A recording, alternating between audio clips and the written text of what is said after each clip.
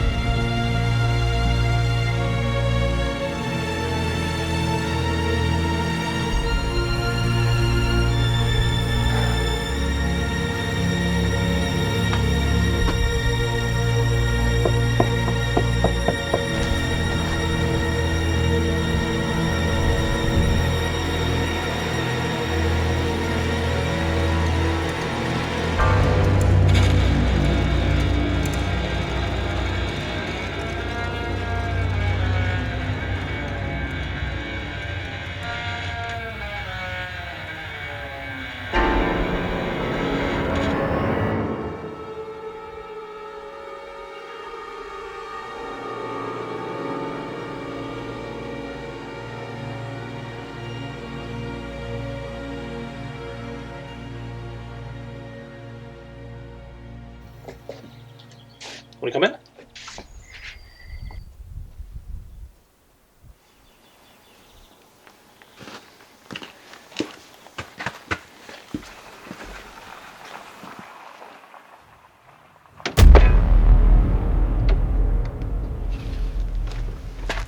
Actually, I met Jørgen earlier, and he picked us up at the bus station and brought us back to his house. So we actually met before this, and he's actually a pretty cool guy.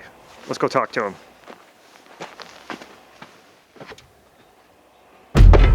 So you kind of discover which way the feeling is spinning, and you kind of reverse it the other direction. And I came home for the seminar. I was like, I need someone to practice. And she said, "Oh, I'm kind of anxious." And I said, "Well, I have this thing. Let's try." And I tried to elicit, like, where does the feeling start? How does it move?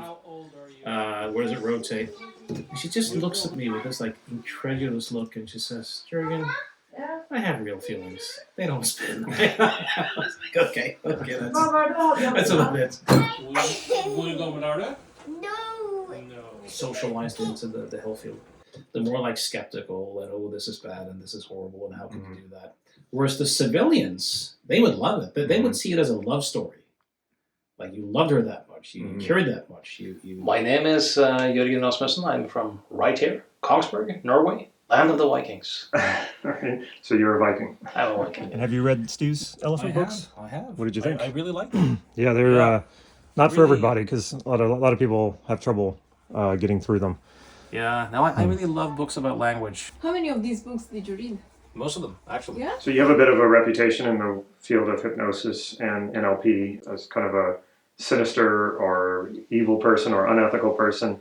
When you meet people who sort of have that impression of you and they kind of get to know you a little bit, what is their response to you? Yeah, no. I actually read them. I'm a heavy reader to my wife's. I get lost in books. The most common one is they say, "You're actually a pretty nice guy." If I go to a place, like if I find a bookstore, I can get lost for hours. Same here. Just time disappears and Yeah. 5 hours will go by and I'll buy 10 books. What do you consider yourself? A therapist? A coach? When people ask me, I essentially say to them that, look, all I ever do is help people relate to thoughts and feelings differently, because people are basically afraid of their own experience. The second part. My daughter's unhappy about this because she thinks I can like occupy the house. So it's supposed to be my spot. It's supposed to be my spot.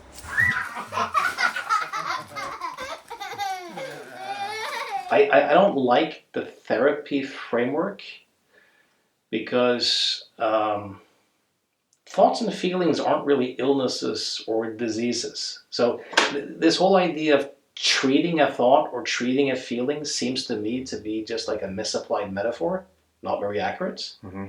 So I view it more as guiding or teaching, instruction, like psychoeducation. Psychoeducation. Yeah. So tell me why you had a woman hallucinate dogs.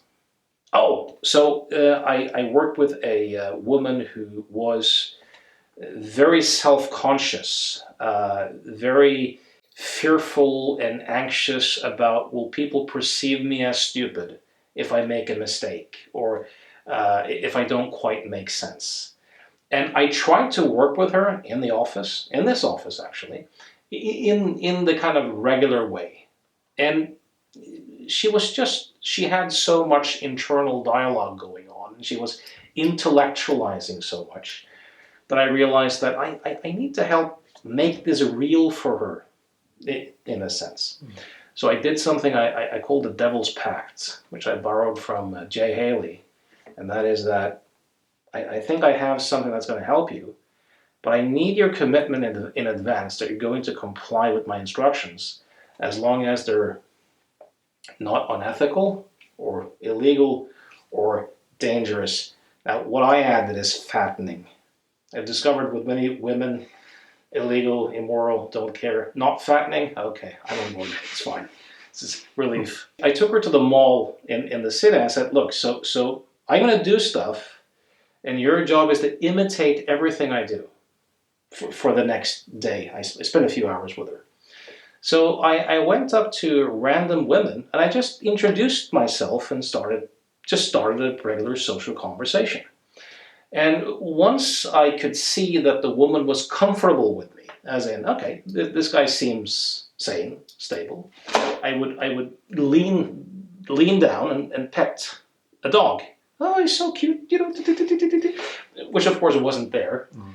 And then while the woman saw this and was kind of freaking out, I would stand back up and continue the previous conversation without blinking an eye. And this is kind of jarring to them because it's one thing if you started the conversation that way, they would go, this guy's just nuts, I'm running away. But it's like, he seems sane. And what was that? And now he's sane again. And how should I respond? I said, now, I want you to walk over to people and pretend you're old friends. And then suddenly my client that I had instructed to do, she bent down and started to pet the invisible dog. And the mother was like, kids, run. She started to pull our kids. And the kids didn't sense any danger whatsoever. Like, it just became so ridiculous. And she had so many experiences in a row of, this person clearly thinks I'm nuts, but I'm dealing with it. I'm okay. The things she did in regular life that she used to anxietize about now was way easier to deal with. And you bring an anorexic woman to a restaurant, you hire actors. Yes. Sounds pretty dramatic. What happened? This was in 2002, my first eating disorder case. She was 172 centimeters high, 39 kilograms. Just skin and bones, and she'd been to anorexia, or been to experts for 7 years, various clinics. The first thing I did when she went into my office was one of my grandmothers had just died, and I had a lot of like material from the funeral service. And I dressed up in kind of the black suit, and I just started talking about death immediately. And had she made arrangements for her body after death, you know, cremation or burial, or what do you think about these brochures, you know? And let's take a look at various coffins that you could. In the beginning, she just laughed and had this arrogant, but I kept it up.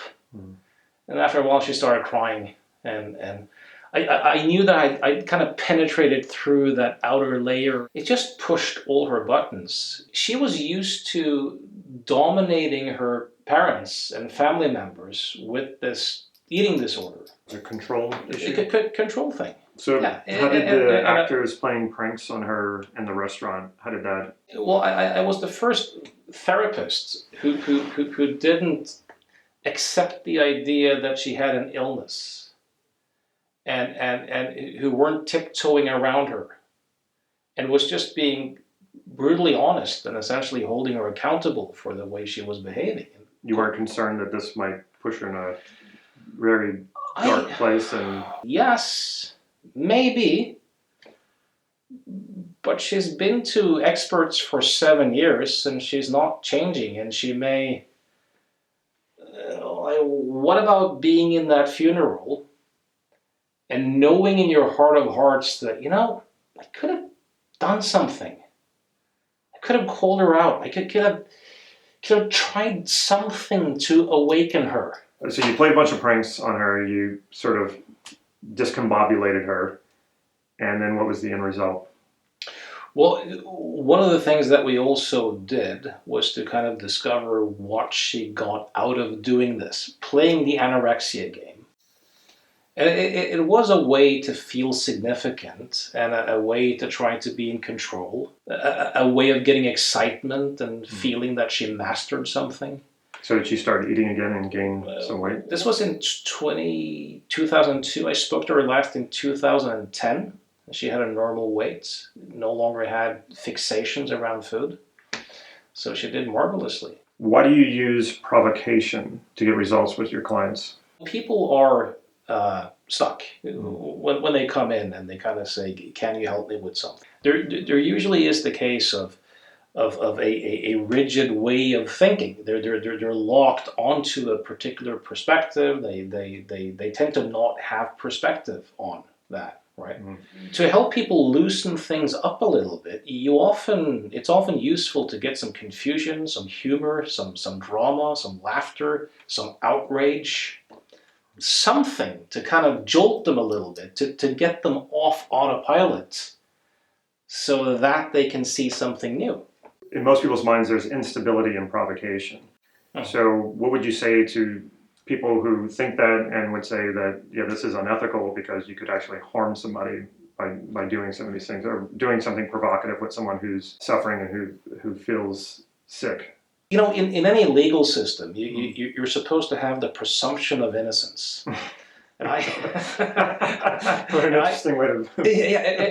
And I think that the same should be true with human beings as well. Meaning that unless there is medical tests showing that I actually have a disease, there should be the presumption of health. I think. You really offered to kill one of your clients, and was that client suicidal? Well, this wasn't actually a client. This was a very close friend who I was dating, and who ended up being my wife, actually, who is my wife today. So she's okay with me sharing that.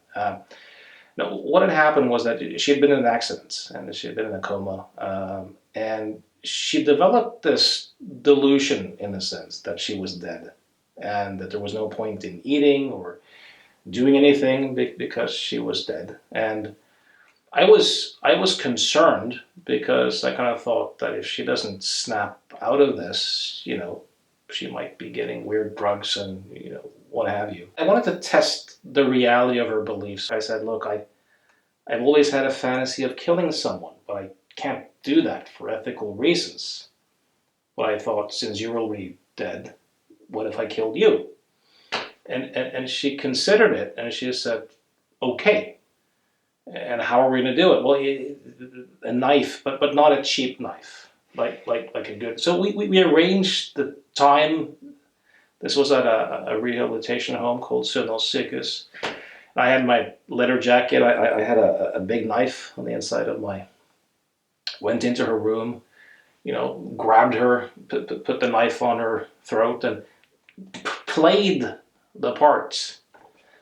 And at that point, she had a pretty strong emotional response, and said, "No, don't do it."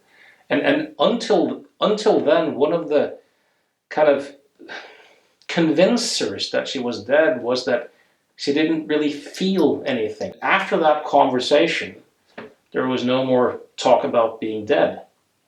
It was this very dramatic change. People who have training in the health field, for the most part, are appalled, like horrified by it. Yeah, I was going to say, do you think these people, I mean, I thought of you as a dangerous person just from hearing the rumors about you. Right. I would imagine people in the mental health field, do they think you're a dangerous person when they hear about these things? Well, probably, but civilians, people who don't have that sort of training, they loved it. They saw it as a declaration of love. Are you a dangerous person? Behind the wheel of a car sometimes. This was just an excerpt from a longer interview that I did with Jørgen. I'll show you how to access the entire interview in just a moment, which is full of Jørgen's fascinating insights on mental health and self-help. If you'd like to connect with him for coaching or for teaching, you can reach him at the links that I've provided in the description below this video. And if you'd like to see the entire interview, go here.